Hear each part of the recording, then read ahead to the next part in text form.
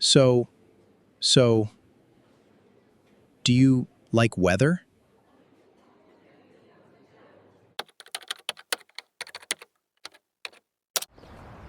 Hey, how are you? No, too boring. Just be normal. What does normal even mean?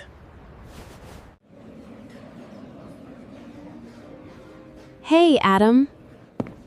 Hey, Sarah? sit down. So, how have you been?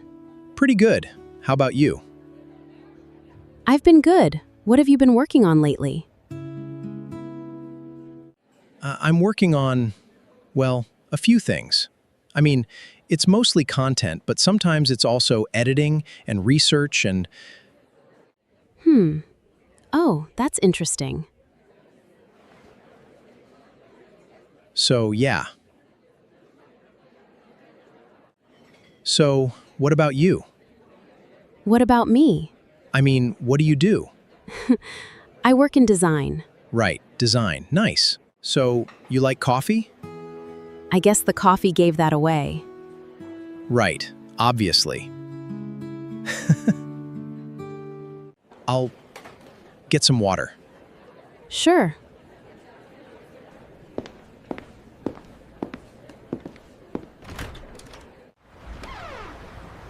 Why am I like this?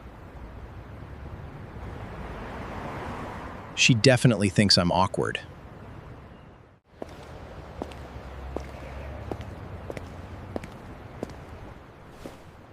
Why did I say that? What is she saying? I think Adam was just nervous. He actually seemed really nice. Running away? Maybe. From what? Embarrassment. You know what's funny? What? You spent the whole conversation worrying about what I thought of you. I was wondering what you thought of me. Wait, you were nervous too? Of course. So I wasn't the only awkward one. No. So, do you like weather? Do you like weather? Oh, please don't remind me. Maybe I wasn't actually bad at talking to you. I was just too busy worrying about how I looked. Exactly. Welcome to the channel. This is Vocab Waves. Hey everyone, welcome back to Vocab Waves, where we learn English naturally through real conversations about real life. I'm Adam, and I'm really happy you're here with us today. And I'm Sara. Thanks for joining us. I always enjoy these conversations because we talk about everyday problems that seem simple on the surface, but often have a lot more going on underneath. And today's topic is definitely one of them. Why am I so awkward around new people? Especially when you actually want to make a good impression. Exactly. I'm completely normal around people I know. I can joke, disagree, tell stories, and even say something embarrassing without thinking too much about it. But put me in front of someone I've just met, and suddenly my brain stops cooperating. Like today. Please don't remind me about the weather question. I wasn't going to. Your smile says otherwise. Okay, maybe a little. But seriously, why does that happen? Why can a completely ordinary conversation suddenly feel like an exam? I think one major reason is that we become extremely self-conscious. We're no longer just talking to another person. We're also watching ourselves while we're talking. Yes, I'm thinking, was that answer okay? Did I talk too much? Was that joke stupid? Do I sound nervous? What am I supposed to say next? And there's a useful expression for that. Hyper-aware. Hyper-aware? Yes, it means being extremely aware of something. Sometimes so aware that you start noticing every tiny detail. When you're hyper-aware of yourself, you may start monitoring your voice, your facial expressions, your body language, and even your pauses. So instead of actually being in the conversation, I'm standing outside myself and watching myself have the conversation. That's exactly how I would describe it. And honestly, that sounds exhausting. It is. Think about everything happening in your head. You're listening, understanding, choosing your words, responding, and at the same time, judging how you're coming across. So I'm doing too many things at once. Right. And once you start focusing heavily on your performance, the conversation stops feeling spontaneous. Performance. That's interesting. Because sometimes we treat meeting new people like we're performing on a stage. That's true. We think we have to be funny, intelligent, confident, interesting, relaxed, and perfectly fluent all at the same time. That's a ridiculous job description for a 5-minute conversation. Exactly. I think first impressions make this even worse. They can. We tend to give the first few minutes too much importance. We act as if one awkward sentence is going to define us forever. Yes, you say something slightly strange and immediately think, that's it, they think I'm weird. And then you spend the rest of the conversation trying to fix the impression you think you created. Which brings us to another useful phrase, put yourself under pressure. Meaning you create extra pressure for yourself? Exactly. Maybe the situation itself is simple, but you tell yourself, I have to impress this person. I can't let there be silence. I need to say something clever. Suddenly, you're not having a conversation anymore. You're taking a test. And if it's a test, I'm scared of failing. Right. But here's something we often forget. The other person may be nervous too. That's so easy to forget. Very easy. When you're insecure, you imagine the other person is completely confident and carefully judging you. While they might actually be thinking, do they like me? Exactly. So maybe awkwardness is sometimes just two nervous people trying to look confident at the same time. That happens more often than we realize. Okay, let's talk about small talk, because that's probably my biggest problem. Why don't you like small talk? Sometimes it feels fake. You talk about the weather, traffic, coffee, work, and I'm thinking, where is this conversation even going? I understand that. But small talk isn't necessarily meaningless. It's often a way of easing into a conversation. So it's like a warm-up? Exactly. You don't start exercising at full speed. You warm up first. Socially, small talk can do something similar. So I don't need a deep question immediately. Not at all. You can ask something simple like, how do you know the host? Or, have you been here before? That's much easier. And you don't always need to invent a topic from nothing. The environment is giving you material. That's actually a really useful idea. Here's another expression, break the ice. I know that one, but explain it naturally for everyone. To break the ice means to make a first interaction feel less tense or uncomfortable. A simple question, a light comment, or a small joke can break the ice. So if I'm at an event and I say, this place is much busier than I expected, I've created something the other person can respond to. Exactly. You're opening a door. But what happens after the ice is broken? That's where I usually get stuck. I ask one question, they answer, and suddenly I have nothing. Then listen carefully to the answer. I know that sounds obvious, but I probably don't listen properly. Most people don't when they're nervous.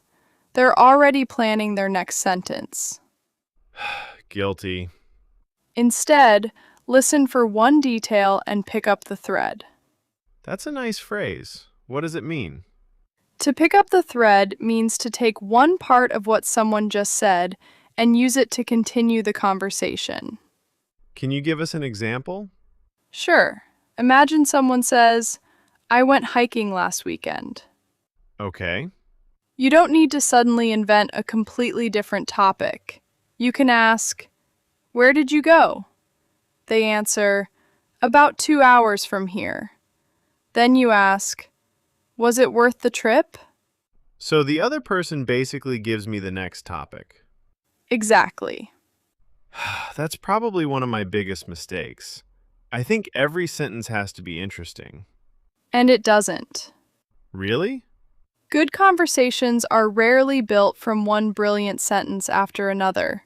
They're built from small moments of attention. I like that. There's also a difference between being interesting and being interested. That's powerful. If you're trying to be interesting, you're focusing on yourself. If you're genuinely interested, you're paying attention to the other person. So curiosity can actually make conversation easier. Exactly. It takes some of the pressure off you. But what about the fear of saying something stupid? You have to leave room for imperfection. Easier said than done. Of course. But think about your own conversations. When someone makes a small mistake, do you remember it for the rest of the day? Honestly, no. Then we should remember that other people probably aren't keeping a detailed record of everything we say. That's true. We often overestimate how much attention other people are paying to us. I might replay one awkward sentence for 3 days while the other person forgot it 3 minutes later. Exactly. That explains something I do all the time. The conversation ends, but my brain keeps going. That's the overthinking part. I replay everything. Why did I say that? I should have said this instead. Exactly. But once the conversation is over, you can't rewrite it. A more useful question is, what can I learn from that? Rather than, how can I punish myself for it? That's a much healthier way to look at it. And it's practical, too. Let's talk about English, because I think this becomes even harder when you're speaking a language you're still learning. Absolutely. Because now I'm already nervous around the person, and I'm also thinking about grammar, pronunciation, vocabulary, and my accent. Exactly. You're not just having a social conversation anymore. You're monitoring your English while trying to sound natural. And that's when I freeze. Which is why I don't think English learners should chase perfect sentences during real-time conversations. What should they do instead? Communicate the idea first. If you forget a word, explain it another way. So if I forget the word commute, I could say, the time I spend traveling between home and work. Exactly. You found another route. That's a good skill. It gives you a flexible mindset. Flexible mindset? It means you're willing to adapt instead of getting stuck when something doesn't happen exactly as planned. So if the perfect word disappears from my brain, I don't panic. I explain the idea differently. Right. Communication isn't about finding the only perfect sentence. It's about getting your meaning across. That's important. And honestly, that's closer to real fluency. Because fluent people make mistakes too. Of course they do. They just keep going. I think learners sometimes believe fluency means never making mistakes. But real fluency is often the ability to recover when something goes wrong. I like that definition. Me too. Now let's talk about awkward silence. Your favorite subject. I hate it. The second nobody speaks, I assume the conversation is dying. Why do you think silence feels so uncomfortable? Because I feel responsible for fixing it. That's interesting. I think, say something, anything. But a short pause doesn't automatically mean something is wrong. The other person might simply be thinking. So I don't have to fill every second. Exactly. A few seconds can feel enormous when you're nervous because your attention is focused completely on the silence. That happens to me all the time. Take a breath. Let the moment breathe. You can also return to something the person mentioned earlier. And if the conversation really isn't working? Let it end naturally.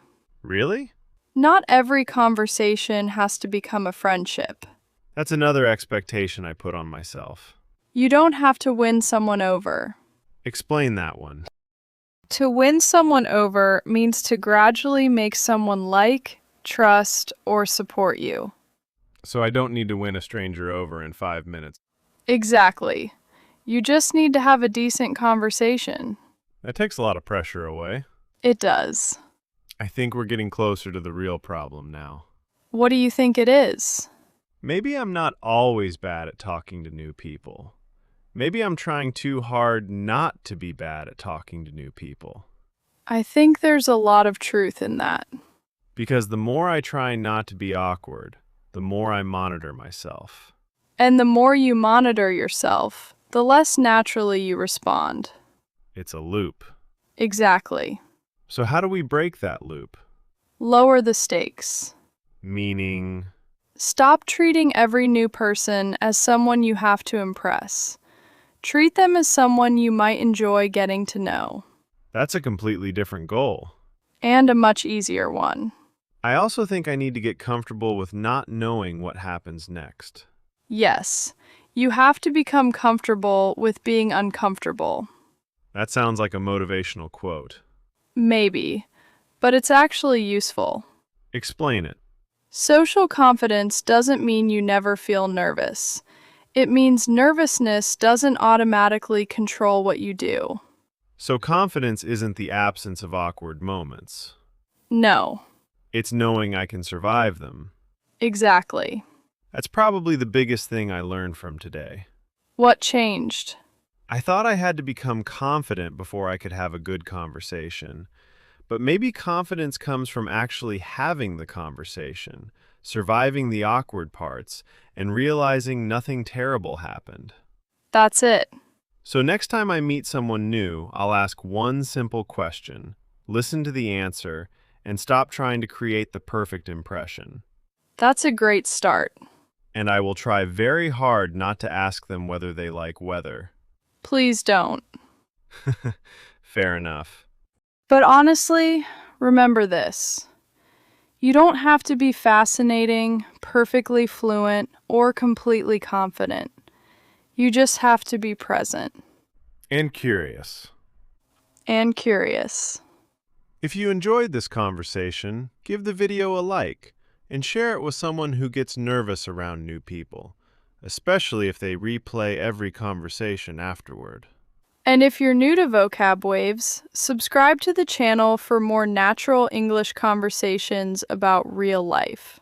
And tell us in the comments, what's hardest for you when you meet someone new? Starting the conversation, keeping it going, or dealing with awkward silence?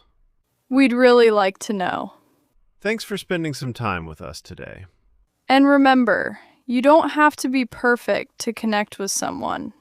We'll see you in the next conversation. Bye, everyone. See you soon.